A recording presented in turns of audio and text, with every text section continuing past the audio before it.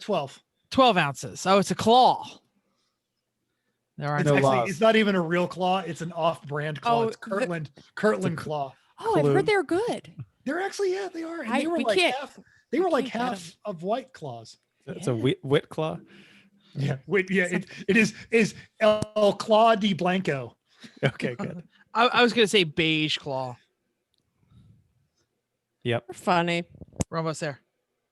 Oh, come sure? on. I got to get to the theme You song. had you already had 2 chances even. About to put Mental on the theme song because I think it was pretty good. I'm gonna go back to work. I mean, what Don't get excited. the Welcome to Everyone Racers, a show designed for the world of low dollar racing and oddball car culture. It doesn't matter what kind of lucky dog, champ, dew claw, white claw you got.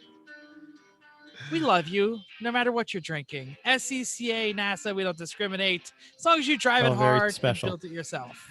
Join us each week for tech discussion, tips, tricks, news and notes in the world of amateur endurance racing, and whether it's on the spot, hella sweet, or we're lucky enough and Chrissy gives us just the tip, we're sure you'll giggle a little and learn even less. Everyone report to the paddock. This is Chris. This is Chrissy. I'm Jeff.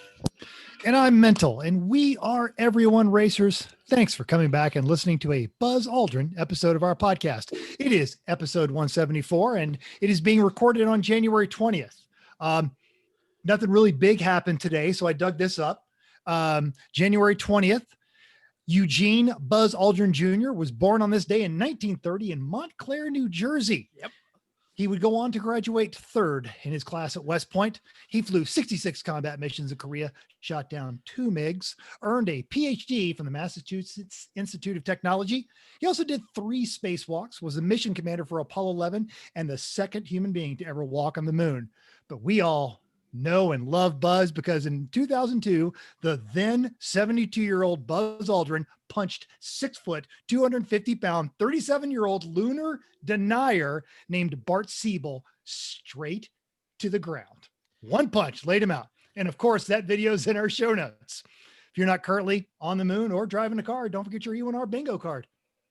What you working on? I know you guys are all busy this weekend, but we'll start with Jeff. I love that video. It's been years since I've seen it. I'm going to click on it right after we're done recording. Yeah, as Mental suggested, we had a work weekend. Woo, woo. We got all joined at the Chris and Chrissy palatial estate. Tried not to freeze our tookies off in the very warm garage, actually. It was very pleasant. And Having a heater in the garage with an insulated yeah. garage makes a big difference. Yeah, I'm jealous. Totally jealous. Actually, Jeff, I got that heater from you when your wife brought the I wrong know. one. Remember Yeah. that? Worked out great. Yep. She bought the what is it? It's gas instead natural of propane. gas instead of Natural propane. gas, and we had propane in the house. So yeah, it was a Harbor Freight job. Anyway, what did we do on the Z? Well, we're going to talk about swap stuff later in the episode. We actually did a lot of, I did a lot of non-swappy stuff. We did suspension. We replaced the entire suspension. We did brake lines, not braided brake lines, just good old rubber ones. I worked on the cool shirt cooler. I did cut a hole in the hood. That's kind of swappy, I guess. And it was only like 80% Cheatonium what I did, and I don't care. That's what I did. Yeah. Yep.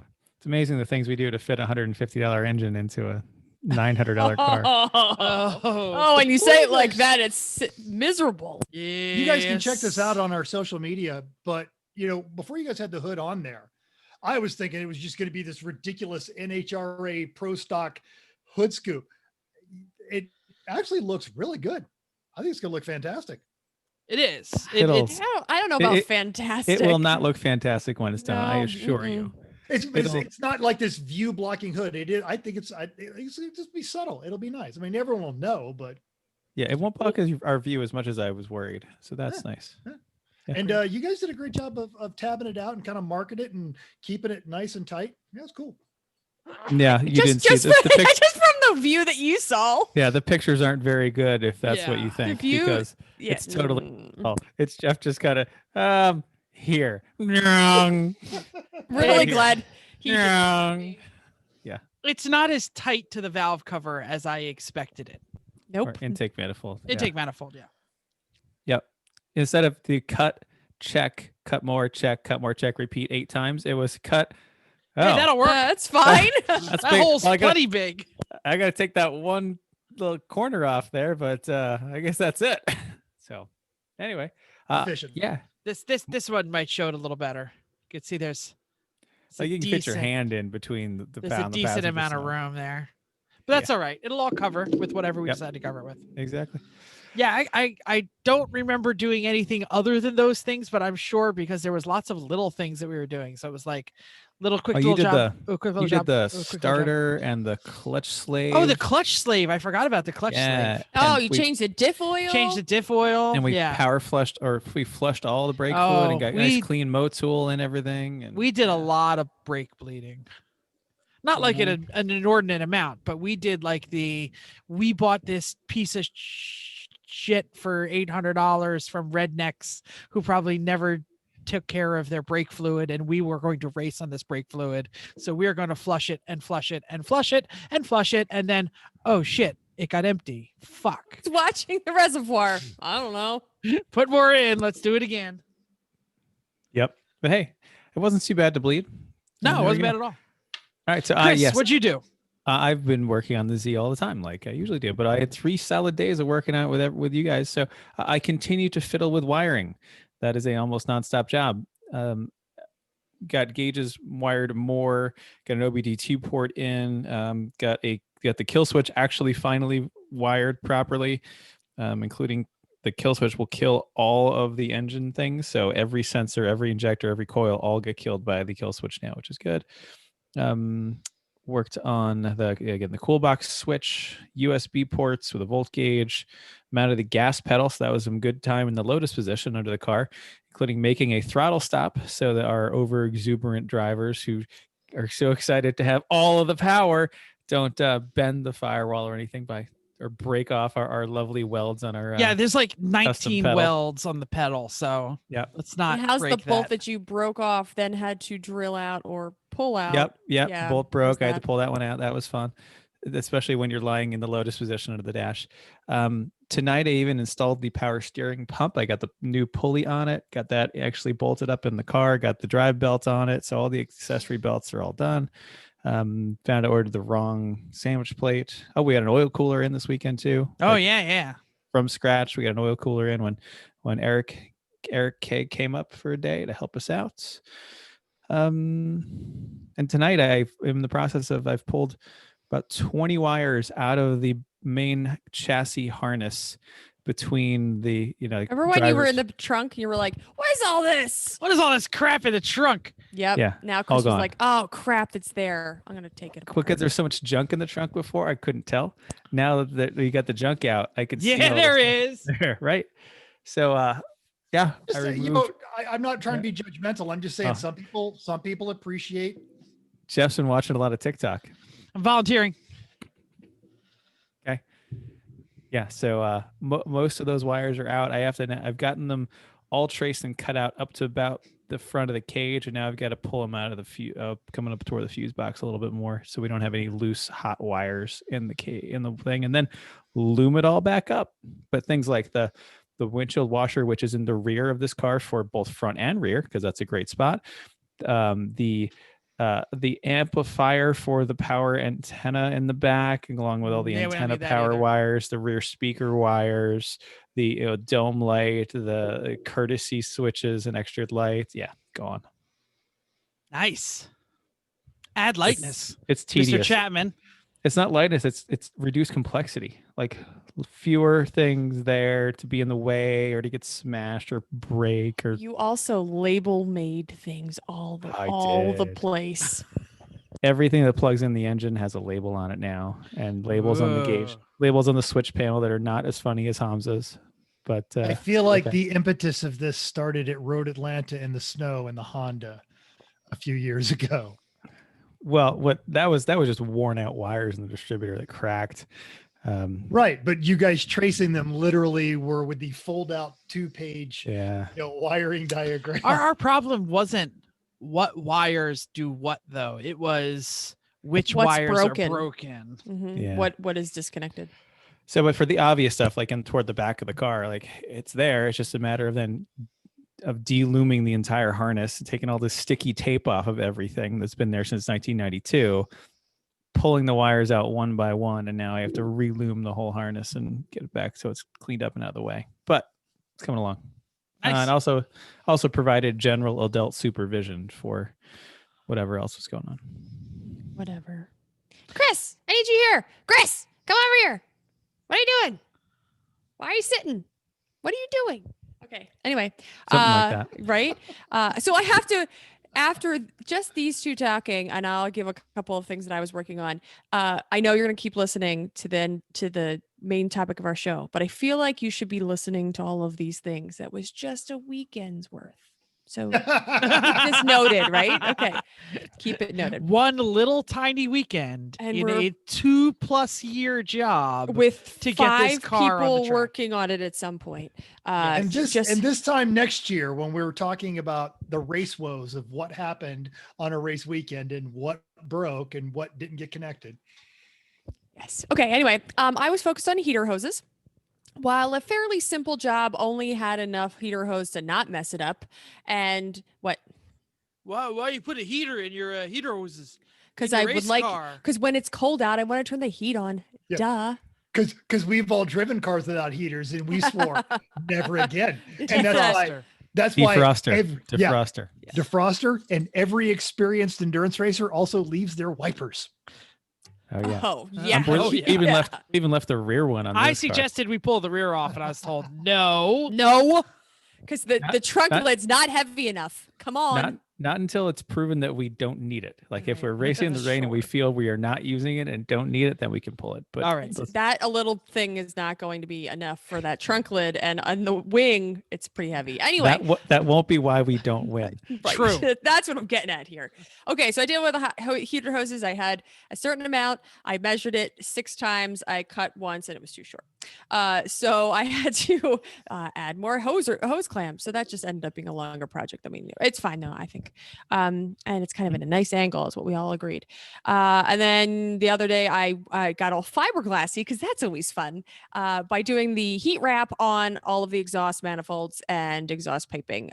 That was terrible. Basically, I was like, don't touch me. I went through 25 gloves, even though gloves are at a premium right now, just to try to save it. What?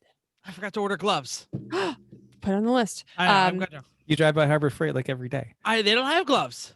No, remember we went? They didn't have any. They had them. They were just like $15 a box instead of something $5 stupid. So yes, I used many gloves to try to keep the fiberglass off of I still ended up with on my arms, and I said don't. And I left my clothes in a pile till today to not touch. Don't touch them. They are full of fiberglass. And we had tacos. So there. I missed the tacos because I had to go home. Mm-hmm. They were good. Mental, what did you do with your weekend? So I've been doing a little bit more garage work. I got 2 more of my workbenches pulled out, got them stained, got them polyurethane, stained some of the backing behind there. Some more additional lighting that I'm putting in the garage. Some of the paint. Never have too much. No, you never can. And the one that I had hanging that I had bought from Lowe's some time ago, the LED, just died, which is disappointing. So I'm now adding 3 of a better kind. Go on Amazon and look up Barrina, Barrina. Oh, what is that? LED lights. It's what I have in the basement. Oh. You can do surgery down there, and they're cheap, and they're a GRM favorite people. But look those up. It's like $30 for 6 of them, and they are great. Yeah, excellent. And I did some pool paint preparation while we're waiting for the temperatures to get up a little bit warmer around here before we paint our pool. So something I didn't put in the notes that I did want to bring up. So I got home yesterday and I had a package waiting on me. It was great. The person who had sent the package paid $14 for express 2-day shipping. The postmark on this package was December 24th. But the good news is, for dinner last night, I had Chrissy's mom's cookies. You did not eat them. That's terrible. We're totally fine. No. They're totally fine. Oh, sure. They're in How a is- sealed Tupperware container. Yeah, it's great. I won't 26 ask how drunk, days later. drunk you were. They weren't good. Some of them I got was hard the so- 4 days later. I was stone cold. I got home from work. I'm like, what the? Oh, you must wait, be so and I desperate. got all excited. Yeah, no, it's again like the snickerdoodles are still soft. Okay. If they're wrapped well, they could do pretty well. That's all I'm saying. Well, All right. and no one knows what the shelf life of Chrissy's mom's cookies are because they don't last. They don't more than last. That's You're right. true. They don't usually a month later. I like, don't know what almost. the shelf life is, but the roof of a Lemons car and a Lemons paddock life is about a half an hour. Yeah, for a And whole that's what- container. Yes, yeah. correct. Yeah. That's once the word gets out. Chrissy's mom's cookies. Yeah. All right. Cool. So that's what I've been working on. Not I nearly. was just going to tell exciting. my mom, but I think she's just going to be super pissed. I don't Well, know. again, I imagine the goal is less about the cookies. I genuinely, it brought a smile to my face. We're just glad you got them. So yes, I was quite happy to see them, but less about cookies. And since this is not everyone cookies, we should probably talk about what's going on in the world of racing, which means it's time for News and notes. After 5 years of red tape, the NHTSA has I'm so completed excited by a this. regulation permitting low-volume motor vehicle manufacturers to begin selling replica cars that resemble vehicles produced at least 25 years ago.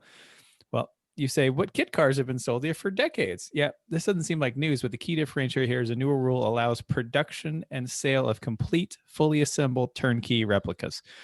So the replica car law and implementing regulations allow low volume manufacturer to construct up to 325 such replica cars a year. Who knows how they decided that was the right number, but whatever. Anyway, subject to federal regulatory oversight, these cars have to resemble production vehicles manufactured at least 25 years ago. So someone could make a 1990 Miata. Like, there you go. Anyway, I don't and think so. recognizes the unique challenges faced by companies to produce a small number of custom cars. The vehicles are required to meet current model year emissions standards. And Okay. so in 2019, the EPA issued guidelines for installing engine packages from other EPA certified vehicles, and the California Air Resources Board issued a regulation for producing compliant engine packages. So things like the GM sells the E1R package of the LS motor that is a complete ready to drop in with emissions controls, computer, wiring harness, but just like plug this into the cigarette lighter and it'll run. So things like that. Yeah, it's taken a long time, but SEMA actually sued the NHTSA in October 19 to require the agency to issue regulations allowing this law to take into effect from 2015. So Yeah, and so we've been following this story on this show since SEMA, since you guys came out for SEMA. So, yeah, well, Yeah. because they Not before. passed the law. How many years ago? 15 years ago? 10 years 5 ago? plus. 5 plus, and then they 2015. 2015. I'm sorry, I thought it was 15. And then they just said, "Well, we're just not going to write the rules." yeah. They're stuck in regulatory hell. Yeah. Anyway, No, We not shouldn't writing be the rules. That is a government tactic when you don't want to Right? do Yeah, I was absolutely. like, you shouldn't be surprised. The government's the least person to make any changes of what's going on in the world. Like, it's just a general statement. Yeah. So now you can buy your replica Cobra ready to drive, or your Lotus 7 kit ready to drive, Well, or your also 32 Ford Roadster or whatever else. Yeah, so this is great for like Factory 5. They can just actually make these things ready to go. Well, yeah, that's what I was going to say. It's the companies like Burton who's been making the Stalker kit for years, and like Burton is Snowbird. Brunton. They can now finish the car and sell it to those people who want to buy a Right. complete car. It's also DeLorean because DMC has been a fully functional company in Texas for years. On And- that note, Yeah, they've been. let me tell you Go. about that. So, hey, we think you drifto hella flush folks are right, but when it comes to driving hard, you might be out of a job. So recently, Toyota's Research Institute partnered with Stanford University to create driving technology that helps prevent accidents. Hey, this sounds great, right? Part of this technology is advanced maneuvering of a vehicle without human intervention. Well, gearheads are gearheads, so the team realized that a few tweaks of that software make it pretty easy to get a Supra drifting indefinitely under the control of a computer program. This isn't the first time. Last year, the Stanford crew built an autonomous drifting DeLorean. Look out, Johann Schwartz. The computers are coming to take your They're coming to take our jobs. They took our they're They gonna just take did. your whatever that what was it? It was Drifto title. Drifto title, the Yeah. longest drift ever. All right. In less happy news, Jerry Wingert passed away last week at the age of 76, recognizing that probably only Jeff and I are old enough to remember Jerry Wingert's fabled Vector W2. This was a early designed in 71, built in 78, early 70s supercar that was going to outdo the best of Europe. It was designed and marketed by Jerry Wingert, ultimately not to be. Mostly of vaporware. He built 2 of them, would repaint them, update them, and they rotated through every magazine cover from my earliest memories of reading well up into the 90s. So they were on the cover of every glossy mag back in the day. They did almost make 20 of them powered by Lamborghini versions. The original one was a 350 Chevy through a Oldsmobile Tornado transaxle. Lamborghini powered them when the company and Lamborghini were also bought out by the Indonesian venture capital firm Megatech, because it was the 80s and they were based in Florida. Then the whole Ponzi scheme all fell apart. Jeff, you had something in here about one of the guys who did this was actually pardoned today with 143 pardons. Oh yeah, we're gonna get there. All right. So anyway, the whole Ponzi scheme fell apart, and I think there's a handful of the W8s running around. But when he passed, of course, Jerry Wingert was working on another car that was going to revive the Vector name and be the fastest thing in the world. I remember this. I threw a picture of my co-host. Yeah. But I was always highly disappointed that the 3-speed automatic in it. Like I would say, that's so cool. And then I'd say 3-speed automatic. Yes. Was that in the W2? Because I don't remember the W2. Yes. I remember the W8. The W2 was a twin turbo, but it was a big block Chevy motor backed up with an Oldsmobile Tornado, which is why he could only get the 3-speed. And the odd thing is the shifter was on the left side of the driver's, mounted in the gull wing door. So kind of a thing. So here's why I remember the W8. I mean, obviously it was in like the Car and Driver and stuff like that, because they made a bunch of them. They made like 220 of them, and no, they made 19. 19. Oh, it was 20. It was okay, 20. 20. But that was the W8 was the Lamborghini powered one. Yeah, so that was the one that was in the Wesley Snipes, Sean Connery Rising Sun movie. Chrissy, we're talking about a movie that you should check out. No, you shouldn't. The movie is gone. It was not good. It was a much better book by Michael Crichton. So Mental suggested it. This is actually a different story. Anthony Lewandowski has been pardoned by the now former president, Donald Trump. And you're like, well, Jeff, this isn't everybody politics. Why do you care? Well, we cared because this guy was the guy who created the Otto autonomous tractor trailer company. The judge who sentenced him said it was the biggest trade secret crime he had ever seen. Lewandowski pleaded guilty to stealing trade secrets from Waymo, which was a Google company. Which was his own company, but is now an Uber company. Never mind. So he basically downloaded all of his designs that he made for Waymo, took them, started his new company that was called Otto, and then he sold the business to Uber because Uber wants self-driving cars. This is all self-driving car technology. And Google, who is Waymo's parent company, said, hey, wait a minute. That's all that stuff you made for us before. So now the two companies are suing each other. They've all settled, but he is still in the clink, or was about to go to the clink for 24 months. The lawsuits are still flying, but now he gets to stay on the streets.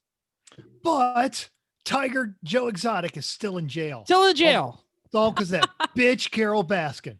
Yeah, Lewandowski Lewandowski still has to figure out how to get out of the $178 million that they say. It's not much money. I think that's the amount of money that he sold the company for. So that's what they're saying, that's the profit he made. So yeah, self-driving trucks and Uber self-driving program, totally stolen. Yep. All right. Upcoming races. Do we got any? No. No. Recent results. Yeah, we have recent good, results. good. Yay. All right. This weekend was Lucky Dog's Hair of the Dog at Laguna Seca. 45 cars there, but that's typical for this facility. For Saturday's 6.5 hours event, top 3 cars were on the lead lap. First was On the Edge in a boring BMW. 39 seconds behind was the Arschloch Rennen driving another boring BMW. And 47 seconds later was the third in Door Slammers in their Miata. The Evo finished just in front of the Failbird in 30 seconds, but the Omega was 20th. So both of our Lemons Racer friends had some serious problems. The Failbird had a wheel bearing problem and then a potential steering column problem. The Omega had brake problems. So then they went to go get the Solstice. Our Solstice. The WAP. Really? Call it the WAP. They tried to use the Solstice, but it was not excited to be in the fill-in position, so it told them so with check engine lights. I did not realize they went to get the Solstice for Saturday. It wasn't no, that they far brought it. away. They brought it. Yeah, it was there. Oh, they brought it anyway. Oh, yeah. Not. Oh. So on Sunday, the 7.5 hour race, the top 3 were the same lap again. Door Slammers first and second, and their Miatas about a minute apart. Third was the Mustang, the Blue Cheetahs. This time, the Evo was a lap behind for fourth. Failbird cracked the steering column, like we said, had to pack it in early. The rough weekend for those guys. So, but and Corey finished 42nd. Sorry, Well, buddy. because he had a break problem. Yeah, Brake problems. like So- that's what we said. So, what do we know about lap times? Was the Failbird at all like keeping up with the traffic? Do we know? We don't know. Wasn't watching. Oh, I was watching. I didn't think it was anything out of the ordinary. I mean, I was only opening it and looking at the laps, and it looked pretty consistent. Everybody's running 150, low 150, so like 151. I think it was pretty so consistent. they were not. They No, were. They were. Yeah. Yeah, they were mid-pack. They had to run the EC class because they didn't have the spec tires. Oh, Got it. right. All right. Listener feedback time. Okay, so I posted what you working on. Got a few inputs. Racing G73 said they got the rust bucket parts Miata up on jack stand, so I can start stripping it. And our buddy Randy was trying to see if he can pay for a black market liver replacement for Showbiz pizza tokens. We'll be talking about that in a little bit. Don't let my son know we're talking about Showbiz Pizza. He's going to be down here in a minute. Like, Rocket Fire Explosion. I love the Rocket Fire Explosion. Yep. What you're talking about? On the tube from our Eric Rude show, Al Jones said that his half-inch torque wrench is from the Isle of Shame at Aldi. No regrets. That's amazing. Wait a minute. I don't want any crap for buying any tools at the Harbor Freights. We don't give you that. No, we Torque buy lots of wrench tools at the Harbor at Freight. Aldi. Yeah. Next time you go, tell us what you find. That's not even a good tool to go cheap on. Come on now. I'm sorry. Go on. No regrets. No It's your turn. regrets. Keep going. Oh, it's mine. Sorry. Our European buddy Erling mentioned the Corvette sinkhole was on an episode of Roadkill. I didn't realize that. I didn't get to watch a lot of Roadkill. He's of course referencing the Corvette Museum. We talked about the going to the track and the sinkhole that ate up the Blue Devil. So Chrissy checked in with his hearing because I yelled a lot, I guess. I think it was our wonderful guest. At some point, he was like making fun of something, and he went, "Ah," and he like ate his microphone. And all I could think of what normally we would say, and I'm like, "No, Erling." But He said it was the okay guest. because he was on speakers, not on headphones when he listened to the show. So that's always good. And Ron Harrington let us know he thought we did a great job on the Lemons iRacing stream Sunday night. It was awesome to be a part of it. Thanks, Ron. Great to have you and your fantastic themes there too. Yeah, absolutely. We love Ron. We should talk about it. The I Suck at Racing truly epic event that was the Kim Harmon Scrotium 500 key party.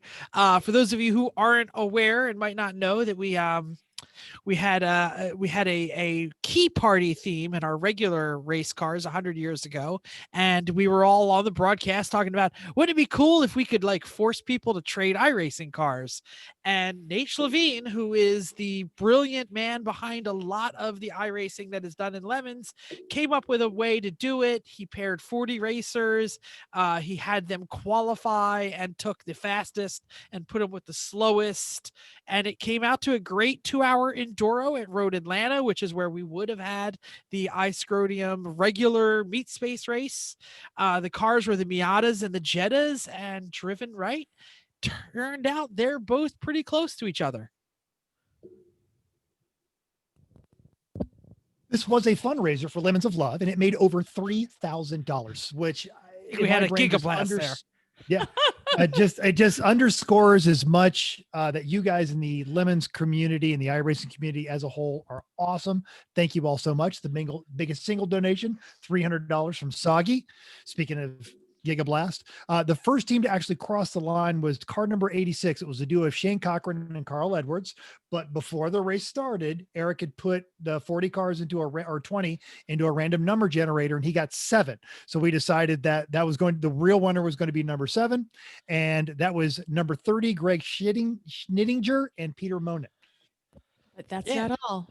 Onlylambs.com CEO Randy Bish was able to raise $1,200 of it. So initially that was to buy him a shot of $10 every time somebody donated $10. When that shot number hit 56, he asked for mercy and said, "Can you buy it down?" And that landed him in the 20s. So he joined us in the booth. He made us think that around, he thinks that he cut around 18, but he wasn't sure that he actually existed. He finished the race dead last, no surprise, but he still finished and joined us in the booth. And for the follow on, almost 40 Delaras and MX-5s racing on dirt at Linear Speedway. It was great fun, and Matt Cordier won that one as well. That was hilarious. Randy was more coherent than I expected. He was. The race was good, and I thought the dirt race was absolutely hilarious. That was fantastic. At some point there was an overhead shot, and it was cool because the Miatas had headlights and the Delaras didn't.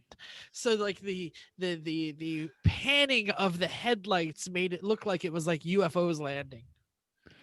The Delaras had way too much grip. Someone didn't do it. Someone didn't do a good title about a dirt track and a Delara on slicks. No. Oh well. We like to break the iTunes physics models for things. iRacing, not iRacing, iTunes. not iTunes. But that's iTunes, fine. whatever. Them too. Everyone knew. Screw their physics model. Their physics model sucks. Yeah. Speaking of, that's a song. What are they, crazy? Right. Speaking of things that suck, we had an E1R race on Monday. We traveled to the Okayama circuit in Japan for a battle with Radicals and Pro Mazdas along with 87s, but nobody picked the 87s. Everyone was in the Radicals and Pro Mazdas. So we followed that with Spec Racer Fords, Mustangs, and the Skippy cars. Race 1 was a little smaller turnout. The Radicals were clearly faster in the high gears in the Mazda. That the body work has a little bit of aero at the high speed. So that made a solid difference, even though they're pretty same in the corners though. Race 2, we had a big group, some really close racing. The track is pretty technical with second gear corners and high speed sections. It's all over the place. So it was decent fun for a free track, especially. It was also great to have Ward Burglar Aaron join us for his very first time. I had no idea. Yeah, you probably saw him into a wall in various places as you went by. He's still getting the hang of it. A Radical's a tough car to start with for your first iRacing thing. Did he get like a real rig, or is he like? I don't know. I don't know. Dave said he pieced them together. Yeah, So yeah. I mean, I don't think it's pulling on strings to joysticks and things like that. Or he's lighting up a Like pickle he's- so he can. Right, exactly. Yes. I was thinking he's like, is he on a controller? Does he have a steering wheel? Like, whatever. You could just add it to the You can ask chat. him. You know. I will. Yeah. Yeah. Yeah. We know Yes. how to get a hold of him, but it was great to have We him there. do. Thanks for being there, Aaron. Yeah, I know. I'm sure he's very excited to I get feel back. bad about missing it now that I know Aaron was there. Bummer. Well, we'll Oh, that happened luckily, like that night. I don't think Yep. he. He I can don't come know. back, if he's got the That's stuff. what I was going to say. Luckily, we race every Monday night. If you would like to join us on the E1R iRacing, we have a lot of good fun. It's not serious. If you take it too seriously, Tom Lamino will hit your rear bumper at a high rate of He speed. doesn't show up and though. suggest that it was a It does at 10 sexual o'clock. act. Yeah. Tom's But usually yeah, there at we- the 10 o'clock race. We have a good time. We play fun stuff. It's really fun. If you have an iRacing rig and you're tired of the seriousness of racing, come on out with us. I think next week it's time for Irwindale with the jump again. Yeah, it's been a yes. while. And we had 'Cause- crappy cars last time. Like I didn't. Well, Oh, we did like the big ass truck, whatever, like the. well, that's usually okay. But Jeff, you were in the sprint car. I was in the which was sprint car, which had no hilarious. traction. It was Right. terrible. I think Ah, completely wildly inappropriate cars on the figure eight with the jump are the best ones. I will say the Pro Mazda, not so good. Every four times off the jump and it's smoking at the back. So don't pick that one. Monday, 9 AMG. o'clock. Perfect. At Yeah. Eastern, 9 o'clock Mine- Yeah, Eastern. mine. Exactly 55. I was trying to make sure I didn't interrupt mental. Monday, 9 o'clock. Find us on any of our social medias to get the password. The only reason we put a password in is to make sure we don't get every swinging nevermind in there who's like, why isn't this a serious race? So, So you just joined a race at Irwindale. I mean, I'm yeah, sure. I guess there know, are I some know. With a jump. serious races. Yeah. Come on. Yeah. But Oh, it's if, boring without the jump. if you know our favorite brake pad, you already know the password. Oh, and get on the Discord. And get Discord. Yeah. You know You've who shown us- never takes iRacing too seriously? Chrissy's But mom. would really Chrissy's like mom. the jump at Probably. Irwindale. Yeah, that sounds great. I would Okay, say we should totally have your mom on the like give her the let her sit in the rig, but I imagine the conversation after about 10 minutes. Oh, these people are terrible. I mean, kind of. Oh man, We I have a had to good time. say, I did the notes a while back. There's a lot of stuff here. A lot of stuff has been added, so we should really get right to it. The main topic. I went to open my mouth twice, and then some people come. Okay, all right. Okay, we're talking engine swaps. Remember, I told you to listen to all the crap that we did this weekend, and that was not even all of it. We're going to talk engine swaps. This is part number 2 of a mini multi-part series. We don't even know how many. Okay, so we told you to not start with most engine swaps, especially in not total custom or completely insane. All of this is kind of relative, I suppose. Well, we had the 4 categories. It's stock Okay. plus, same Same chassis, chassis. Yeah. totally custom, and completely insane. Okay. And Yeah. which one you're doing, go back to our last episode. Anyway. And number 3 is kind of like known custom. Yes. Yeah. Okay. And then there's like, screw it. We got this flathead. Let's put it in. All right, we're back to tell you about how to avoid this sort of pain and work, and how you can learn from some of our mistakes, because you will probably learn that. So we were last on episode 170. So go back and listen to that one so you can remember the main topic, what Chris was just talking about. And we just told you the reasons not to swap the motors, set the stage for types of swap that you could possibly do, and how to how it will nickel and dime you to be poor, and there's pros and cons. All right, we're going to go down the road of sadness. And maybe we'll have future domination. Maybe so. Okay. We won't make it that far. Don't worry. Obviously, what engine are you going to pick? And there's multiple factors to think about when you're going there, and it's size, and not just will it fit, because anything fits if you have a welder, but you got to be able to get to everything, especially if you're doing this in a race car. It's going to break. The race car always breaks. So you've got to be able to get to the starter. You've got to be able to get to the spark plugs, the wires, all the stuff you're going to need to replace in there, the shape of it. And when we talk about that, it's that front or rear sump availability. Some motors are extra wide. The Ford 4.6 versus the Ford 4.6 quad cam, much wider than the 5-liter even. Power to meet the goals. Weight, less is better. Hence the popularity of K-swapped Miatas and Ecotech swapped Miatas. Parts, availability, and that usually is tied in with your cost. The knowledge base. Granted, it's a really silly idea to throw a flathead 6 into a 90s Camaro, but if your entire team is pretty good with a flathead 6 because they pull it out of another car, you're probably going to be okay. But if nobody understands how a Coyote 5.0 works, then you probably shouldn't be messing with that engine. And Or then internet knowledge base too. Like, has this been done? Does anybody know how to do stuff? It's like, anything on an LS, for example, you can find somebody that already did that and posted about it. yeah,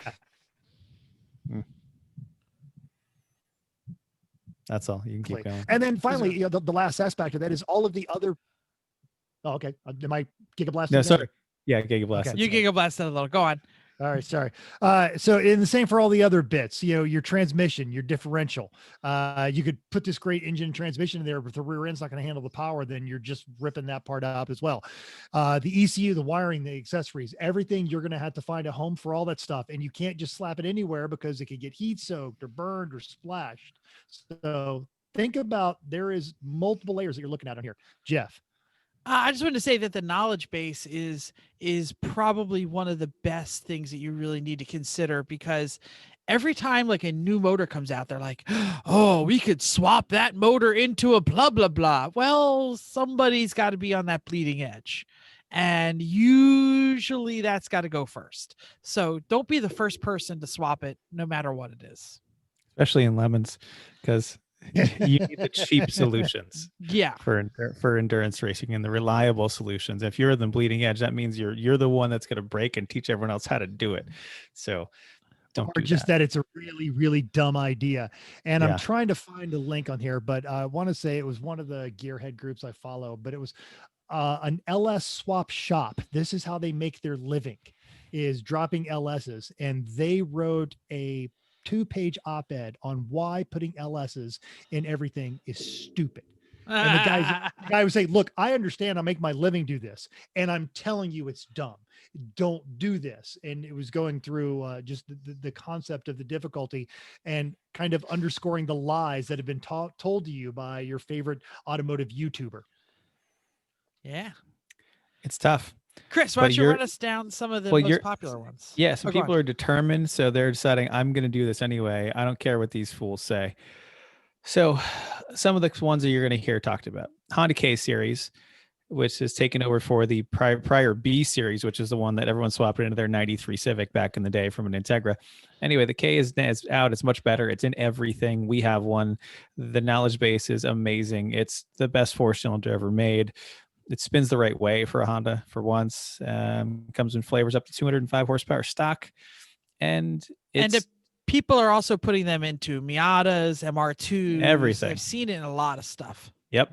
And they can make huge power. They seem to be fairly reliable. You pretty much use a Honda transmission. If it's in front drive, it's a rear drive. They make adapters for everything from BMW transmissions to Miata transmissions. None of it's cheap, though.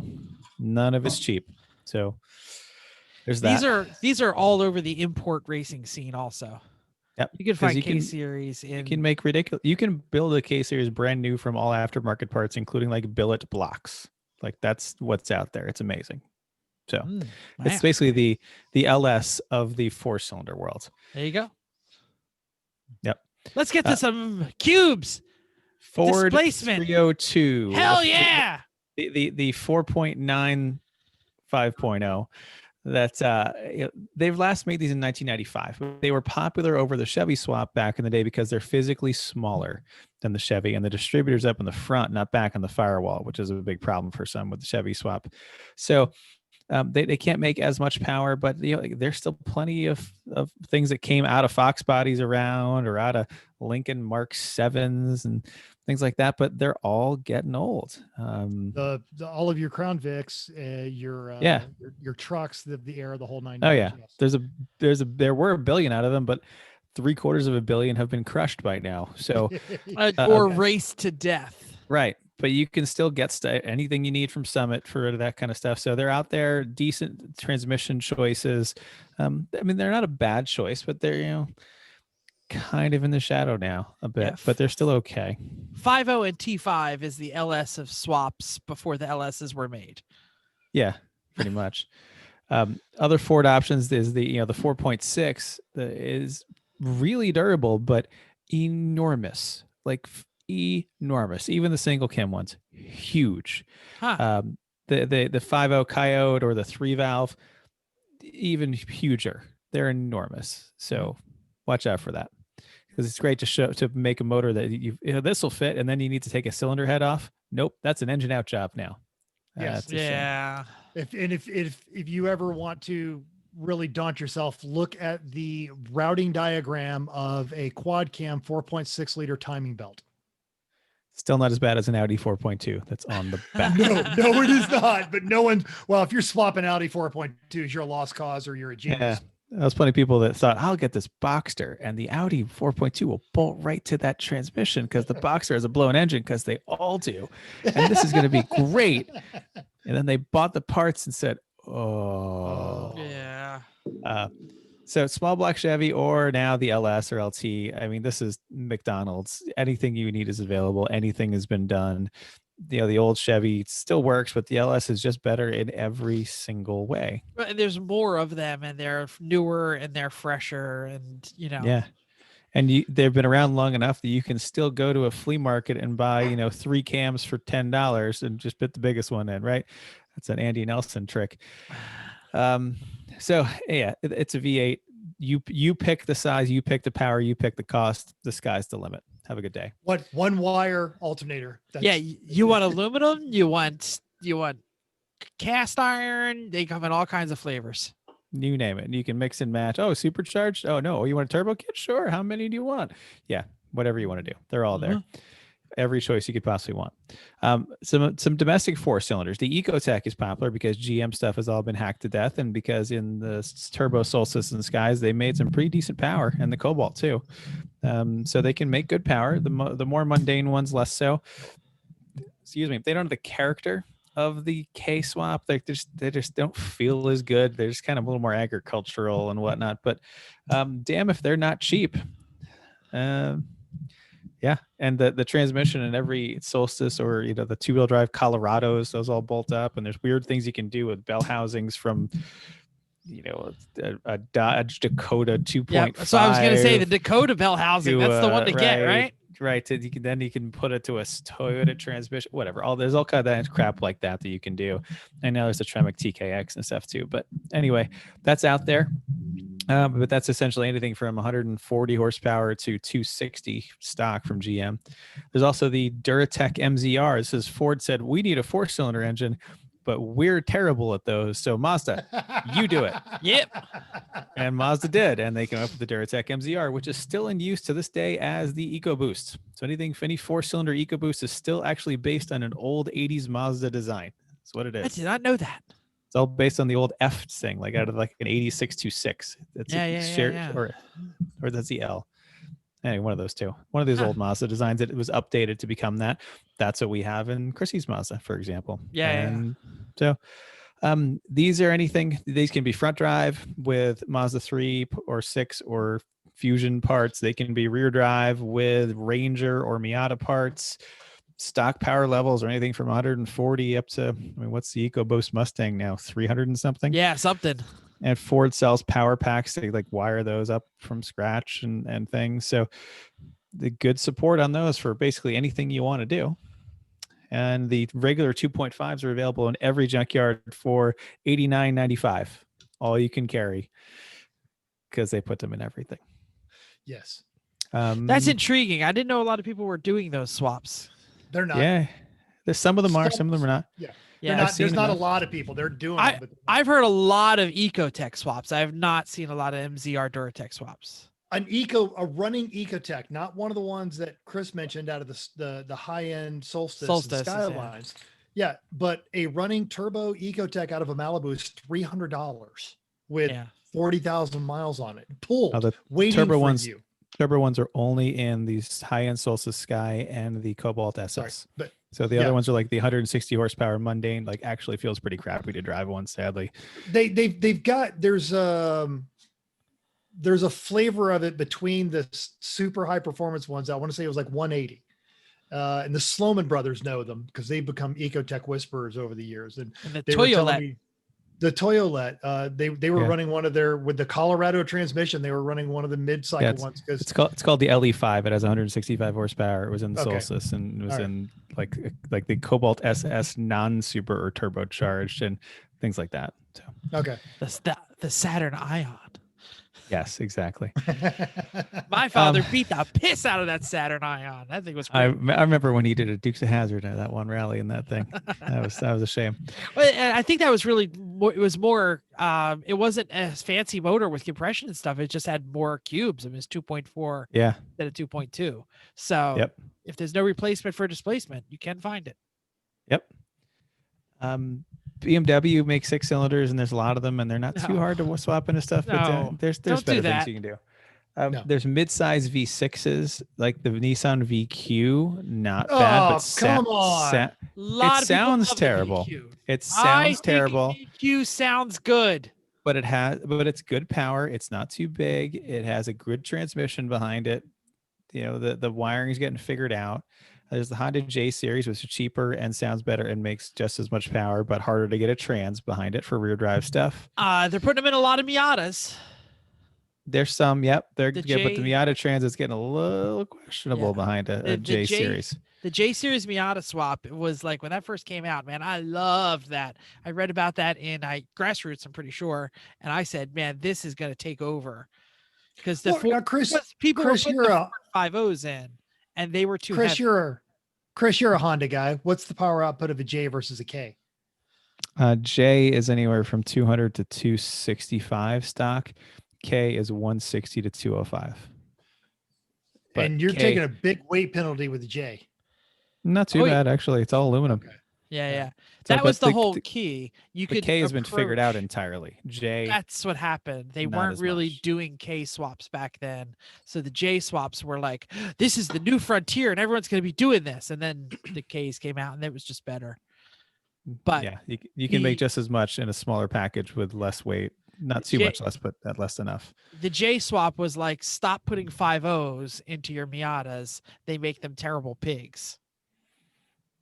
Now they're doing all kinds of other stuff. Yep. People are going to say GM V6s. Yeah. Those are a mixed No. bag. No, those are mixed bag. There's a mixed bag. The old 90-degree Buick 6s, the 3800s, they're decent. They're compact, but they're getting old. And they weren't cutting edge to begin with. The 4.3 Vortex, it's a 350 with 2 cylinders out of the middle, but with the 305 heads. So the heads are terrible. They made a bunch of changes to them over the years. So like you can swap the short blocks around, but you got to swap everything else for the short block. Some of the newer narrow angle V6s are okay, like the 3500 and 3500 and 3900. People have had good luck swapping those. Those are the high feature V6s. What are Because they? the high value. High V6 value. Yeah. Right, whatever it was. They make decent power and they're cheap. And some people for Champ Car, they're great because their point value is nothing because they were in every like Chevy Uplander that was made, and they make 220 horsepower. And you could there's all kinds of transmissions you can put to them. Like every V6 Camaro T5 will bolt right up. So they can be good choices, and they're apparently better than the old 2.8s and 3.1s because those were just crap. Yeah. As everyone who has a Fiero will know. I think you missed a line in there about those 4.3s, and it's something we personally have experience with, and that we've seen a dozen times in the paddock. That, like I said, that the short blocks are the only thing that interchange, and that you got to get all the other stuff that might, because they changed fuel injection systems a few times. They changed heads a little bit. They changed all that stuff. So yeah, like we in our Glenn's truck up at New Hampshire, just this past fall, they blew up their motor. The only one they could find nearby was from like an 04. Well, they had to swap the entire heads, everything, just a short block. And the swap over. intake and all the Yeah. accessories, everything got different. And when Yep. you call the junkyard, they're gonna be like, "Yeah, we got a 4.3. Yeah, we got Come 4.3. on Yeah, down. come on, go get it." Yeah. No. Yep.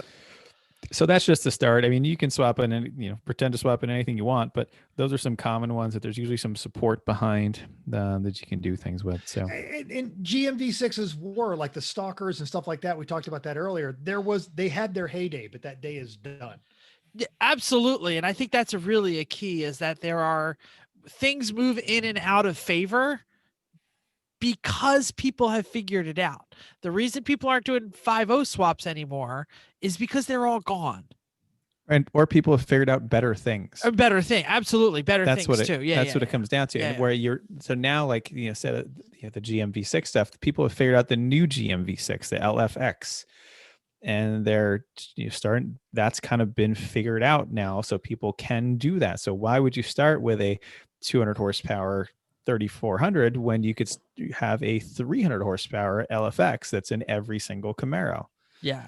Yeah. And Well, there's also there's a bell curve in engine prices at junkyards too, and it's not the older the car gets, the Yes. cheaper it is. That's It's around absolutely that. true. It's around that like 10-year mark is when the engines are cheapest, because that's when the most of these things are getting pulled into And junkyard. 5 years later, when they're now 15 years old, Getting they're hard to getting find. really crappy.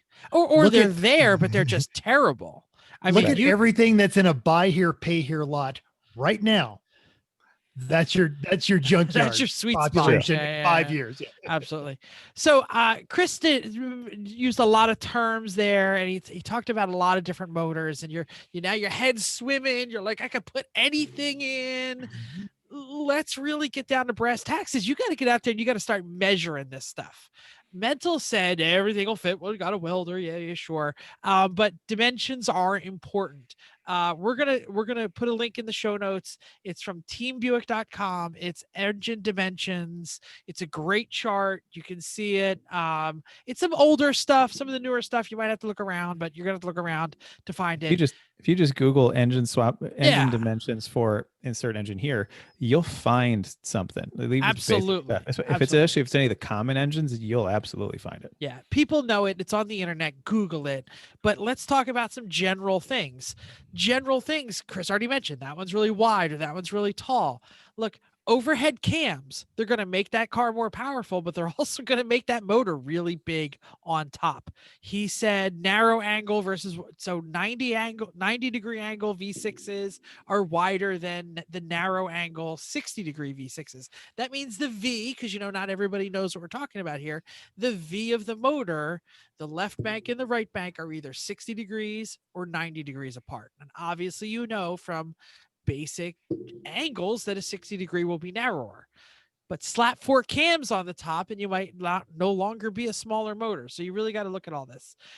You might think that things are generally the same size, but I'm telling you that D16 single overhead cam, Y8 Honda motor was absolutely dwarfed by the K24.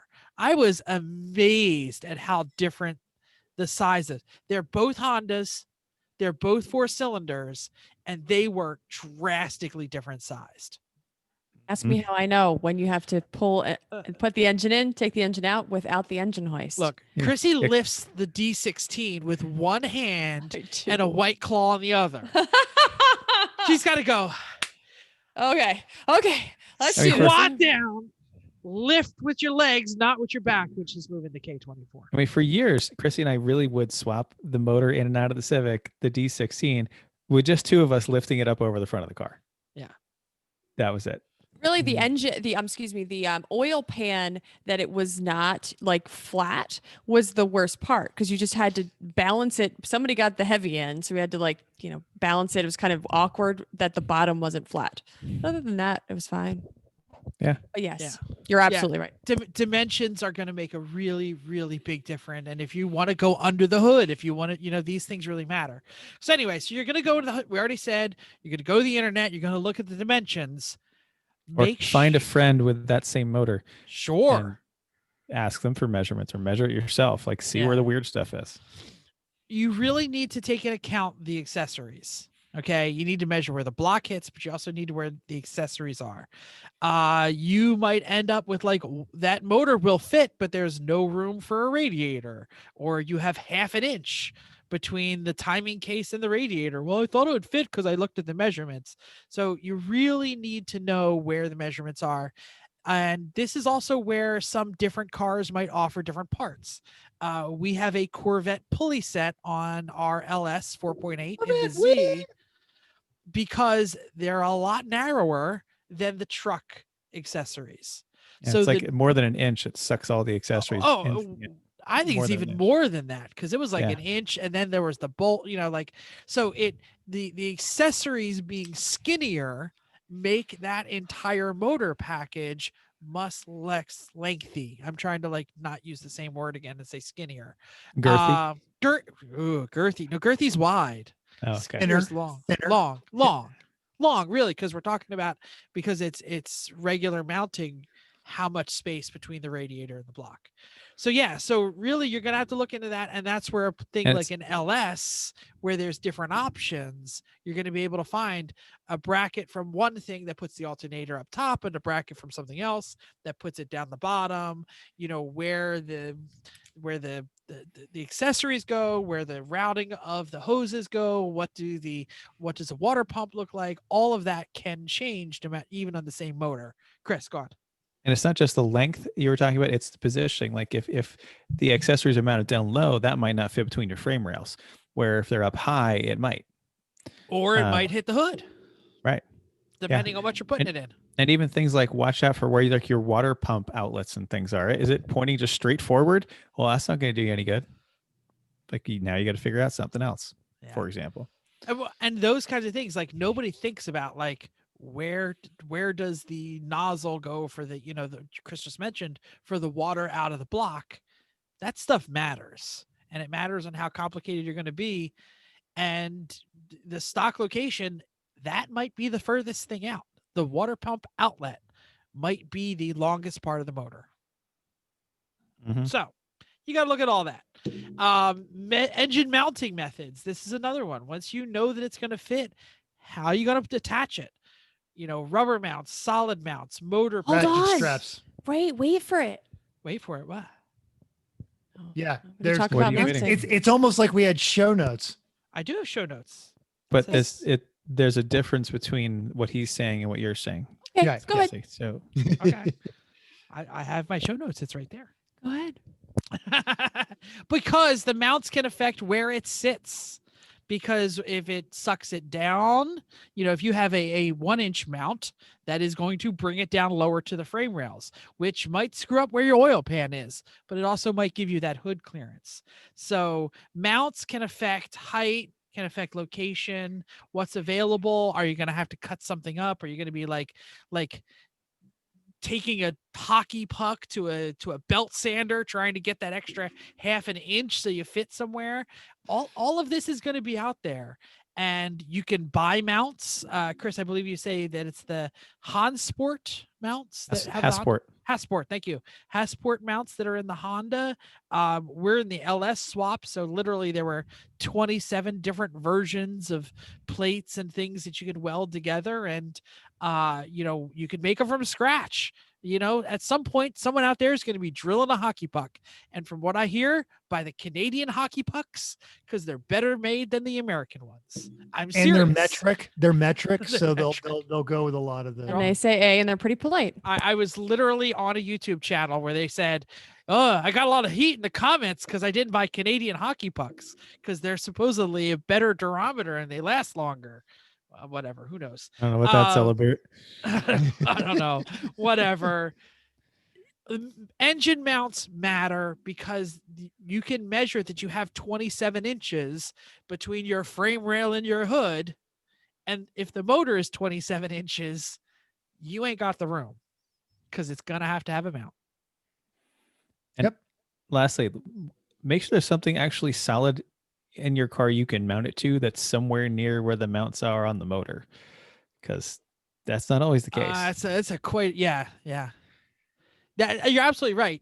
If you're going to have to build a structure in the car to mount the motor, that is a whole nother complicated problem, but not insurmountable. Or I think- somebody's done it for you. I think I would rather custom a lower frame for the motor mount than cut a firewall. We're talking about fitting stuff in there. All right. So the engine fits, but now you got to start thinking about your secondary interference. And I personally can name off a dozen friends dating all the way back to my high school days whose great swap project has You been dated absolutely a dozen friends in high school? Did they all Really? know about each other? That's what you pulled from that. I mean, it was a bad joke, and you stretched to get it. I mean, I'll laugh if it makes you feel any better. But okay, I enjoyed it. That makes one. So, but we're talking about the secondary interference. But I can name off, going all the way back, is a dozen projects that were side railed because they could not figure out how to get an exhaust around a steering rod. because that's the thing you don't. I don't I'm know feeling what you're slightly talking about. attacked by I this don't know now. exactly what you're talking about here. Could All right. you? So yeah, the motor fits in there, but you've got no way to get your exhaust between the motor and the steering shaft, or or the fender wells, or anything like that. And that throttle body points right at the firewall, and it's got no clearance. So you're gonna have to double and triple, and even after that, your hood clearance, your firewall clearance, and your fan or radiator clearance. On the case-swapped Honda, distributor. Chris measured that fan to radiator clearance a dozen times, and it still was tighter than we thought it was going to be. Just there's millimeters and quarter inch here and there and everywhere. So you want to give yourself plenty of room on that one. And this is the point that everyone misses because it's not something you notice until it's too late. But it's that drive line angle. You're going to have to adjust your engine location on the car to get that at a proper angle. Otherwise, you're going to wear out your components and you're going to have all kinds of weird vibrations. And this applies to both your front wheel drive and your rear wheel drive. Our friends at We Like the Tuna here told us already that they ate what did they say, 4 Cobalt SS axles? Yeah. Oh, We we ate might 2. have had this conversation this Or weekend. 3. Yeah, exactly. And so that's one of those things. And driveline is a very, very precise thing. You think, oh, it's just got to be like this because you've watched too many of those SEMA builds with those ridiculous, drive shafts that are doing that. But if you're building a race car or something, you're going to drive on the street, that driveline needs to be very, very smooth. Otherwise, components are going to wear out. Yeah, for rear drive, you have to match angles. You don't necessarily want it perfectly straight. Actually, you want a little bit of an angle to it, but it's got to be like 2 degrees from the trans to the drive shaft, and then 2 degrees from the diff to the drive shaft, if for a live axle. Otherwise, Pinion angle. Google it, everybody. right? Exactly. If you're doing independent rear suspension with a Guibo, then it's all got to line up pretty well. Front drive, you don't want to have a wacky inboard angle all the time. That's going to wear those out real fast. Mm-hmm. So you might think oh yeah, these guys are talking. They're really smart. They can figure all this out. Chris, how did our axles do the very first time we took that Honda out? They were great for half a day. So mad. Oh, And- so mad. Eric Rude teched our card. What did he say? He made Oh, us. yeah, those axles are gonna last. How many axles are you going to swap this weekend? And we were like, none, because we just fixed the axle. Ha, They ha, were brand ha. new. Brand They were new. brand new from Rock Auto. Lifetime guarantee, sucker. Yep. But this is what I'm saying. We had to get good ones, really Yeah. good ones. Well, no, but custom made, really, right? Kind of, yeah. Kinda, because we were swapping, but even going back, think all the way back to the all-wheel drive Honda days, there was those kids next to us who slept in their tents and it rained and we were really Yeah. sad about They them. had a Grand Am. They had a Grand Am with some sort of 3.1 swap. It wasn't even a fantastic swap. I don't even remember what it was, but they kept losing their axle cups because the suspension on their car had more droop in it. So the angles were fine, but when they would go over a bumpy section of the track, it would literally just pull the axle apart. And they solved it in the worst way possible. They just welded a chain between their control arms and the body of the car. I mean, that sounds like a great idea. This is the kind of stuff that you're gonna don't swap your motor, people. That's what I'm saying. Okay, now that you figured out what motor you would like and you've considered all of the things that have to stick out of it, let me just say, I'm laughing at all of these things because we write this stuff and most of these things we have talked about, at least talked about, if not have actually already tried to fix on our car. And so I just feel like we've done this. And my question to when people are listening to about this, how do you figure this out without busting all the axles? How do you figure out? Okay, You don't. Some of You- it's measurement. Yeah. So a lot of, if you're Google it. super careful and analytic, no, you measure what is the distance from this to this? What is the distance from here to here? Some people make mock-ups even of out of cardboard that are close. Hamza would do that, but I'm not Right. sure how most people are going to do No, it. If he you would have a- do it out of laser sintered metal. Sure. Well, I think he would just 3D print it. Sure. If you have a common swap, they sell mock-up Styrofoam. plastic. Yeah. There's plastic engine blocks for an LS. Oh, yeah. You can buy a plastic engine and you can how do it fit with the holes in the right spot. They're not cheap. We might not have done that. No, it's too late now. Okay. You duh. But it's all of the measurements you do will get you into that ballpark. and you're still going to have issues. Mhm. I've seen a Uh-huh. lot of people design it with an empty block. Like Yep. they have the You full can- motor, but then they have a bare block that they look and figure out the mounts and And- swap And this is them. all for the mostly custom swaps. If you're just doing a stock plus or a same chassis swap, this isn't really a problem. Let's remember that too. Like those really but don't try to reinvent the wheel. If this has been done by an OEM, use their parts. They're probably the right ones and they're probably going to work. So just use those. If Okay. you're doing it by yourself, that's when all this stuff applies. Okay. I'm talking about mounts, and I really do think that most of y'all have talked to us about some of this stuff. But let's talk about mounts. You've got this engine. Now you're going to try to put it in this car. It may or may not fit. It may or may not fit by like centimeters, or you're smashing your hand when you're trying to put it in the car. We played You're the game gonna of smash your hand. how much you have. Go. Nope. Stop. And- No. and a little more, Up. and a little no, more. No. Up. No, Right. no. Ow, No, my back out. head! Right. Up. So that's this Jim, is the game. pump, Jim, pump more, harder. Nope, let it game. down. Let it Worst, down. worst porno soundtrack ever. Oh no! And then there's so much owies because because the engine has swung to it smashed your hand between this engine and the firewall and the. Okay, anyway, use stock mounts if you have them. That sounds a great idea. Or if not, make sure that you find a prefab kit. Are there stock mounts is something that you can actually fit? So I think the ones that we're using are something that is not exactly stock, but we made it work. I think we figured out, we kind of did some welding and made some, like metal that seemed like it was going to line up with where the, where the mounts were. And we just made it work to what our setup was. Yes, go ahead, Chris. Like what I was thinking for the Honda, we got the Hassport mounts. It's a prefab kit. This will bolt this motor into this car and it will do it well, right? The ones we got for the Z were, these will bolt to the side of the LS.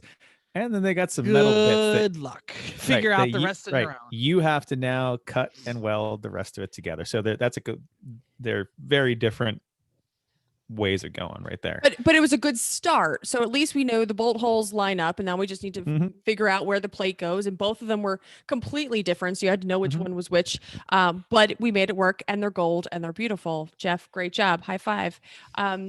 Gold paint. That's right? the one we had. They make it look good. So if you decide that you need the new subframe, stop right now and run away.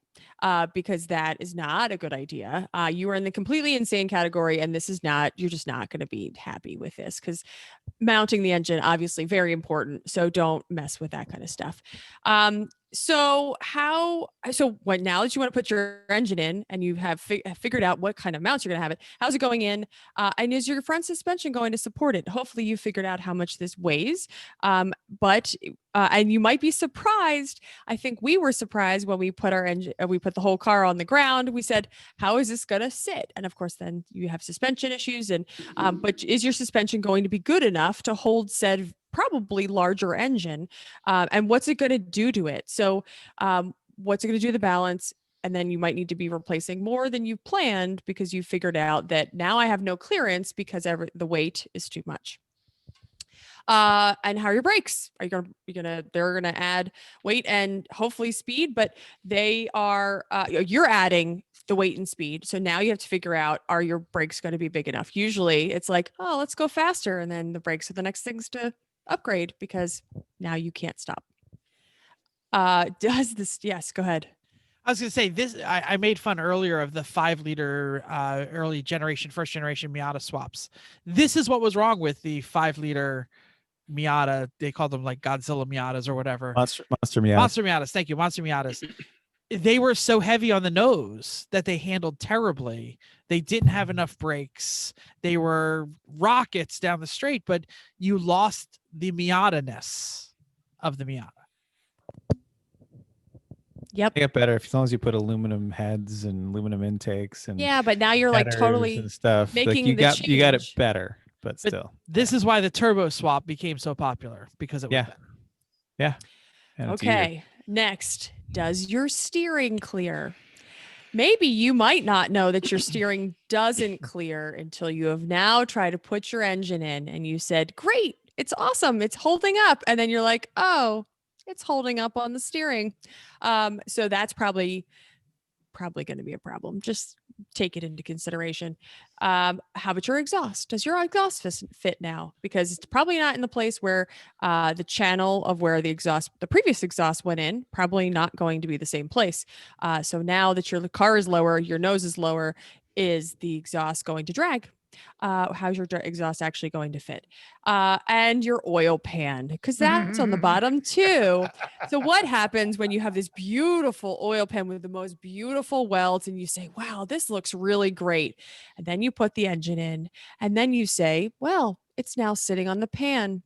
Well, let's now take the engine out again for a 75th time, and then now take the pan off. Now have the Wakeman Valdez, because the engine that you have is still pouring oil, pouring out motor over LS the place. motors never stop pouring out oil. We should mention this. If you try and do an LS swap, you're gonna have a puddle of freaking oil in your garage. Even when you try to not no matter have what this, you do, it's going to be there. So now you have a steering. So now you have to take your pan and now you have to crush your pan, or you cut your pan and you weld your pan. And now it is not as beautiful as it used to be.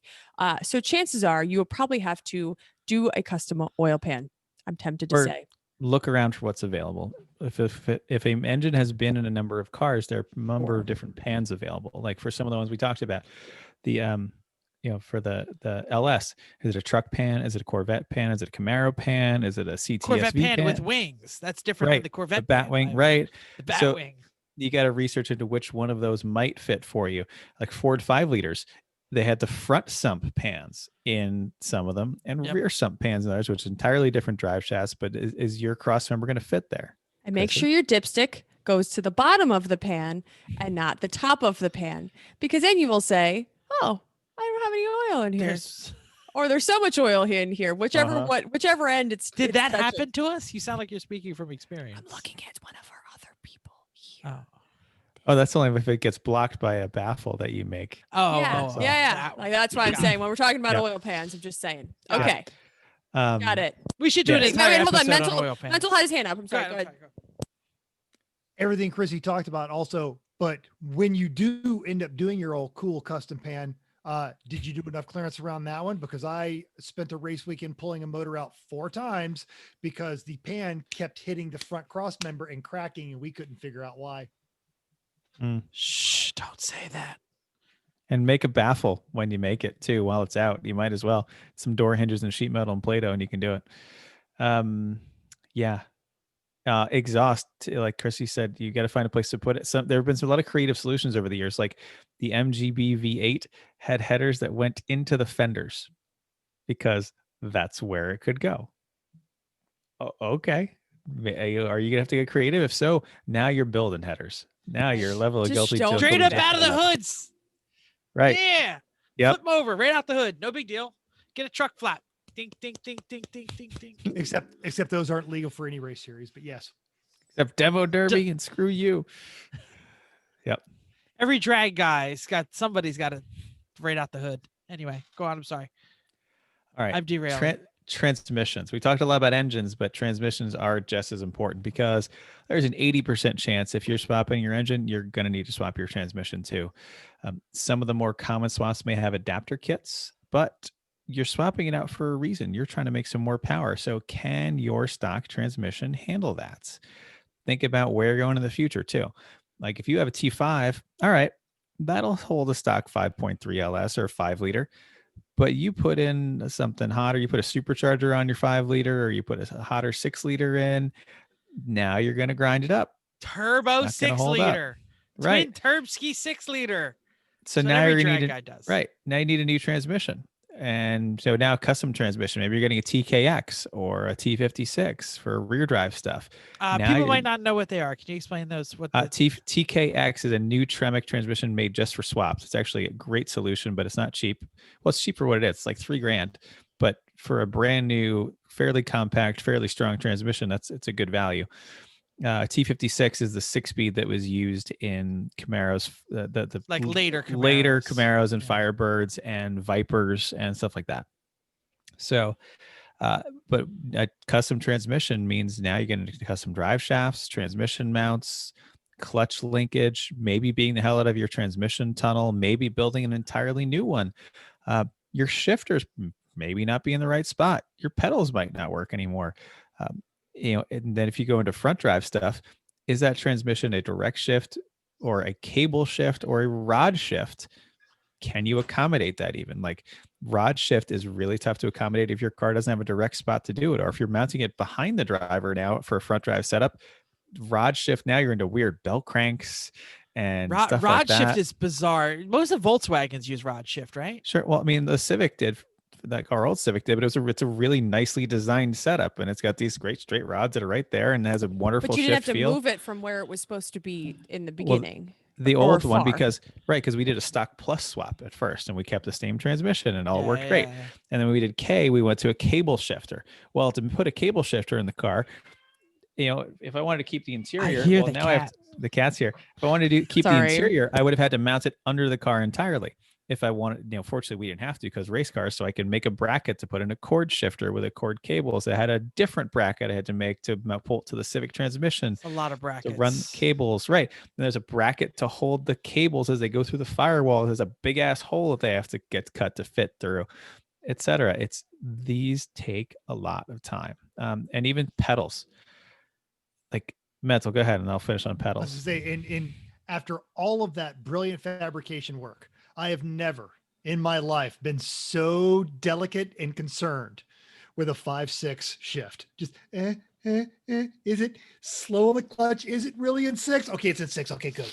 Unfortunately, then I rigged up the solenoid to Now block it's out the better. reverse. Oh, we needed Well, it no, because I all of meant- us admitted it was happening. And then he's like, it's not happening. It's fine. And we're all just like, okay, we're not going to tell you all the times where we're not sure if we're in gear or not. Well, and actually, and I wasn't worried about reverse as much as I was worried about fourth. Well, that's it. But now with the reverse lockout, you can kind of hold it against the right side. As you go 56, right? Never. Yeah. Start Do slam that. shift it like the Talon. Yeah. Bam! Don't do that Exactly. either. No. Yep. Exactly. Pedals. If you have pedals. You if didn't you think have- you were gonna mess with the pedals, did you? yeah, right. You're gonna. Yeah. And he's like, why is Jeff having such a problem with this? And then he tries to like with spell it. the LS, well, I knew it was rough. I do a lot of rough jobs in that car too. If you're going drive by wire, you now need to mount a new pedal. How does the stock one? You can use that. Maybe you can, maybe you can't. Maybe you drill some holes in the firewall. Maybe there's no spot to drill it. Maybe it's a weird, not flat spot. That now, how are you going to do that now? And the pedal's going to point like at the dash. So now you have to make a whole actual new arm. Yeah. Right? Even clutch pedals. Yeah. That's what I'm Go getting on. to now. Clutch, like our Civic, it was a cable clutch from the factory. We are putting in a hydro. Guess what? There's no room for a master cylinder on the firewall side because there's a strut tower in the way. So it's got to be on this side. So now I'm making brackets and like redesigning the whole pedal cluster to fit a later Civic clutch master cylinder under the dash in an impossible to reach location that kind of fits with the remote reservoir. Right. This is the stuff that takes forever. Yeah. So. And you're going to be engineering all of this stuff if you're doing it on a budget or doing it to something that's never been done before, or you're a little off playbook, or what you're doing is not as common, or that part is just too damn expensive. Stick to the stock plus or the same chassis swap if at all possible. Because if you're custom, this is the problems. And assuming you've gotten this far, of everything we said tonight, you now have an engine and transmission that's in the car, really a basic long block and trans in the car. Let's say that. Congratulations. You are now 20% of the way done, and exactly where most engine swaps stall out and die and get parted out. Well, you mean I That- can't just that's- fire it yeah. up now? It's in Right. there. That's where it I ends keep up on asking this actually. Facebook. That's how it ends up on Facebook Marketplace. It's 20% It's swapped. accurate. Do you feel I like think 20% is about right. I'm Okay. going to say yes, 20% is accurate if you don't count all the times you have to pull it out and pull it back in. It's 20% of just the effective labor, Oh, not counting okay. anything that was ineffective. Okay. But, It's and it's 20% also, of only effective. this is also too, if you're not making combined, like we made a race car and did a motor swap at the same time, that was more work than if you already Okay, had I a buy race this. car Got it. and then did Okay, the swap, good. or Thank you you. could put a street car. Like we're doing extra. It also like we're also kind of future proofing stuff, but things like putting an oil cooler in And fantastic ducting to the radiator. That right. takes my brother like exactly. a day and a half, but Right. So we told you this is a bad idea. So you're now at the point where the car is going to get passed we were out, not parted out. lying. Right. So now if you're this deep in, it's almost too late. It's either cut out now and don't fall for the sunk cost fallacy, or you're dumb like we are and you're going to keep going. So join us for some future episodes where we're going to help you dig out of the hole you're now so deeply in. Shows and topics including, but not limited to, wiring, computer setup, making exhausts, making intakes, making cooling systems, adapting accessories, never-ending wiring, clearancing the rest of the car. Yeah. I could got go some on and on. accessory stories. Yeah, you do. Yeah. I don't even mean from ours. I literally watched a swap. It was an International Harvester with an LS swap. That when he revved the motor, the steering went left. And I'm not Nice. going to tell you why. Oh, We're going to talk no. about that on a future episode. I mean, it's in every swap though. Like we had to deal with this in the Civic. Like what exact combination of parts can get the belts to go in a place that they might actually work?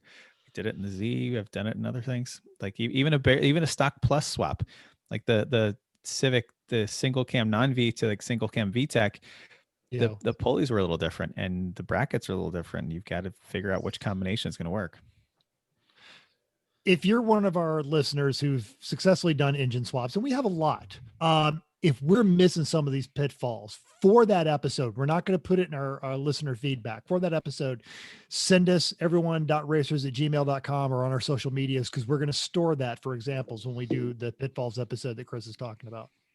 Yeah, we want to definitely hear your stories. Tell us about your swap nightmares, or that really cheap ass thing you bought off of Craigslist because the swap was done but not running. Almost Just done. needs wiring and exhaust. 90% No there. problem. Yeah, no Yep. problems.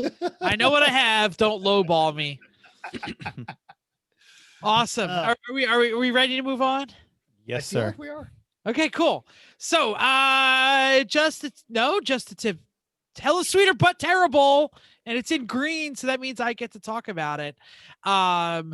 Tomorrow I have an appointment to drive my first potential next car, and I've mentioned it before. I am dead tired of the Mazda 3 and 175,000 miles and 220 on the Protege before that. And I'm just tired of Mazda hatchbacks. So I'm getting a Ford hatchback. I don't know if that's different enough. I am laser focused and have begun my shopping in earnest, like an entrepreneur in AER, not seeing any of the yellow flags. I think I'm going to get a 2015 to 2018 Ford Focus ST Coupe or ST3 package that's got the Recaro seats and the moonroof and the Sync 3 system. I've done all of my research. I am now going to go find one. So tell me, folks, is this hella sweet or but terrible? What am I missing? Why is this a bad idea? And what car should I buy instead? Someone tell me how dumb I am. I think it's the fine choice. And if you decide it's time for you to have a new car, then go for it. You've had the other one for a long time. Although I would say that you are in your prime opportunity to make the most of what you got. Like that car is fully depreciated. Sure. You can't make it worth much less except if you light it on fire. So part of me says, you know what? Just wring it out a little more. Like it still runs perfectly fine. Perfect. Hence Perfect. we literally drive my Mazda more Right. than any Yeah. car we So- own. Like think about You're on what you- motor 2. I'm on motor 1. well, it was by choice. It's a difference. So You're pointing at your microphone. Somebody else. I'm trying to do hand Sorry. signals, Oh. charades here. anyway, I think like I would be of the opinion, nurse it a little longer. Let it Like, roll. Let it roll. But Let if it you really ride. want something new, then cool. Like you're a big boy, you have a good job. Like go for it. Fine. But I almost feel like you're kind of settling. based on talking to you. Like you're not like yeah, yes, this is totally what I want. Like I'm excited about this. You're like, No. yeah, this is fine. This kind of meets my qualifications. This is fine, but this isn't giving you the fizzies at No, all. you're definitely right. So I'm thinking you should find something that can give you some fizzies. Have you driven the Merc lately? And well, like, but also I know Jeff is completely unwilling to do any real maintenance, which is what all European cars require. Yes, correct. So it cannot be a European car. Correct. Just not going to happen. I should mention that in 175,000 miles on this Mazda is still in the stock clutch. The 220,000 Mazda and stock oil filter it's probably. probably yes. I'm like, sure you're not easy on the clutch. No, all the time. No, driven it hard and wet, and I've never really done any preventative maintenance on it whatsoever. It still has every single original belt. Yeah. And so that's why you cannot have a European car. But I'm saying, like, if you're gonna spring, you're gonna make the plunge, rather than stick with the max depreciation. Find something that gives you fizzies, and especially if it takes another 6 months or a year of driving the free car to get a little more ready to go. Then maybe do that. And I don't know what gives you the fizzies really. Like I know you need a back seat. I know you want something fun to drive, and it's got to be pretty reliable without much maintenance. The only other thing that's coming to my head is like a 15 plus Mustang 5-liter, because fun, fast, back seat, reasonably priced. I don't know. Drive A Mustang. Mm. You don't want No, I'm saying I don't know if I could live in rear wheel drive as a snow day tires, old. man. Snow tires. Snow tires. Furthermore, Snow tires are great. and I you daily own a drove an 4x4. Right. I daily drove an E30 for years with snow tires. That thing was a champ. And yes, you get a truck with big gnarly all-terrains. Oh, you're not wrong. Okay, Chrissy, I saw your hand up. I'm more concerned about the size of the hatch. So you were pissed that you went to Fazio's and your piece of metal didn't fit in the back of your hatch. Yes. And so you said, so then you had to leave your piece of metal, go get your truck, come back with your truck to get your piece of metal. So I am thinking that this car is not big enough for you. And I said, you have a Forester or whatever she has. It's a truck too. So she, right. No, I'm just saying. I have a Titan. But you drive your hatch because you like it for the hatch. And I don't think this hatch is big enough. So that's what I am thinking, that it's cute. It's fine. It'll be fun. I'd probably be fun enough. But if you're willing to settle for something that doesn't fit all of the things, I think you're just going to miss things from the 3. And that's why I went to the Merc, because I'm like, I can fit. We can. It's a lot big. Your Merc is definitely, yeah. Oh, absolutely. But that was part of the game, was that I will not get something with a smaller hatch than the Mazda, and my Mazda, the 07, and all of the rest of them forever and ever. I said, that's why Mazda's out. I love my car, but I will never get anything smaller than that because the hatch is not big enough. And you're playing the game between hot hatch and wagon. You like the idea of a hot hatch. You like the Veloster, Love Veloster, right? So you like them, but the Can't hatch find is them. just Too much just, money. Well, sure, but I mean, they're just not the size. And so like, you think wagon? I mean, I don't care what you get. I'm just Our saying roof for that life, yeah. I'm just trying to think of what you actually want and what you're actually looking at. I don't think are right. Like, I think you either have to say, I'm going to get a Miata, instead it's just a big non-convertible, like, bigger car, right? Because this car is is going to be smaller than the Mazda. Go ahead, Chris. You already went, but a tangent on the side of this. Or if you find something that gives you the fizzies that's not big enough, then you just have to make that commitment that you're just going to drive the truck more. Like, I've lived with having an M Coupe as my daily driver. That car's tiny. When I needed something bigger, you take the Suburban. Yes, the Suburban sucks, but it does the job when you need it. And the time you're not driving it, you're driving a fun car that you actually really quite like. And for a long time, we did that with 3 cars. That was weird when sometime we had 3 cars, but basically it was the Mazda. We're almost back there. We're getting there, but somewhere between the Mazda and the Suburban and a sports car. And we're not going to drive that in the winter. So we just know that if one of us has to go further, who gets the bigger car? You have all these options. So Chris is saying go smaller. Chrissy is saying go bigger. I'm Mental, not what do saying you go got? smaller. I'm saying go for Right. something that gives you the fizzies, whatever that might be. And I'm in agreement with all of them. The Focus ST is actually a great car. Now, before I listened to Chris and Chrissy, I was going to recommend try the Fiesta with the same options, the Recaros and everything. Super fun car to drive. But both of them made the point of the car's not meeting your needs.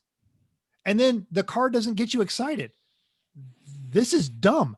You should have just kept the Buick if you were going to do that, or the Oldsmobile or whatever it was. So you, The Alero? Oh no. you've got a car, you've got a car you don't love, and you've got a car that doesn't meet your needs. You should have kept the Alero. The three is a Right. is just as better than walking, but at least it's a manual. At least he likes No, it. the Right. 3 is And it's so fantastic. just, I mean, exactly. I mean, I don't know. I'm now having listened to those two. Why are you even looking at those cars? Now, for people that own them and love them, they're great cars, but Chris hit it. There's If nothing it wrong with a doesn't- Focus ST. It's a No, good they're car. great. It's absolutely Yeah, a but good car. if it doesn't quicken your pulse at the point you are in life, if it doesn't quicken your pulse, no. Now, regardless of what you choose, keep the Mazda, because you are in a position where when that Mazda blows up, you don't have to have a car tomorrow. That's true. You can afford to drag your feet. So drive that Mazda until it can't pass. The problem inspection. is that he Right, doesn't have right. room for 85 cars. Well, no, he's saying know, just keep the Mazda for as no, long no, as just the don't, Mazda don't in shop. general. right. right. And then Oh, keep okay, saving, Yeah, Got keep it. saving the money that you're going to put down on this next car. But Or keep no. looking. That's what we Yeah, did. It well, took first us off, yeah. a year to get Well, to get all of that's our my- cars. That's my Sorry. next thing. That's my next thing is absolutely no, do not buy the Focus ST, because look at the look on your face right now. That's not someone who's excited about a new car. You're more excited about driving your Mazda than you are driving this car that you're about to pay No, Jeff what, just wants some under strange. $20,000 for it. I'm so I'll tell you He why just you're wants strange. You need That's to it. you need to start looking at something different. And Chris's point about buying something stupid and fun like a Mustang GT or something like that, absolutely go and a year later, and I'm sure everyone who listens to the show is sick of me talking about how much I love this. Even today, I'm like, oh, I'm late. I got to get back from work. I get it in the podcast. This car is so much fun. And if you can't find a car that makes you giggle, no, because whatever car you buy should be giggle worthy. You have the Yes. truck. It's logical. You have the completely economical, paid for, into the dirt Mazda 3. So whatever you purchase that you're going to have to write a check for every month, or one great big Also large has a check for, Corvette. you still have a Corvette. It's not his Corvette. Yeah, I But- can't really do the thing with the It's- Corvette. does it No, matter. but it's saying it's just not your Corvette. It's Yeah. his Right. wife's Corvette. Doesn't matter. Whatever car you buy next, if it doesn't make you giggle 6 months after you buy it, you bought the wrong car. Well, I will now go around and tell you why you're all right and you're all wrong. Okay. Chris is slightly wrong. I am kind of excited by an ST because I do want something faster. But what am I settling for? The only reason I'm buying it now is because they're getting older and older, and there's nothing on the new market that I like that I can touch. My passion, if the lottery struck today and the stars aligned, I would have a Veloster N. But I just looked, and there are 3 available in all of America, and they want $5,000 to $7,000 over sticker, and I refuse to pay that. Wait for it though. It's always. I it could always absolutely wait. It's a Oh, Hyundai. no. They're going to come down. That's why Chris is right, and that's why Chris is wrong, because I'm kind of excited by the ST. Okay. Here's why Chrissy is right and wrong. She's sort of right that I want to make sure the hatch is too big, but this is why the Civic Si is off the list and a lot of the WRX. Why I didn't get it. Because if the WRX wagon existed, again, if the freaking automobile establishment would just sell what I want, which is a WRX wagon or a Veloster N, you're right. They would absolutely trump the Focus ST. So you're both right. I'm settling. Now, here's why Chris is also intriguing is I never really gave both of Mental and Chris are right. You're right. I probably don't need front wheel drive. So why aren't I looking at something with a 5-speed and a rear-wheel drive Giggle and worthy. 350 horsepower that I can light it up in front of the Dairy Queen anytime I want to. So Donuts tomorrow, at the Circle K. right? Hell Or you have many yeah. other large parking lots that are probably not filled anymore, and you could probably just go into. Go drive it tomorrow. Go have fun. Just don't sign on the dotted line. Oh, no. I am a very patient man. The last time that I searched for the car that I wanted, it took me 7.5 months between first drive and purchase.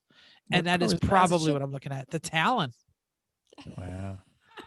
Yeah, everyone else has been a either already had it in the family or a purchase of necessity. Like, Yeah. damn it, I totaled the Mazda. I need something else now. But that's how I got the Mazda 3 because I crashed the Protege. Right. Yeah.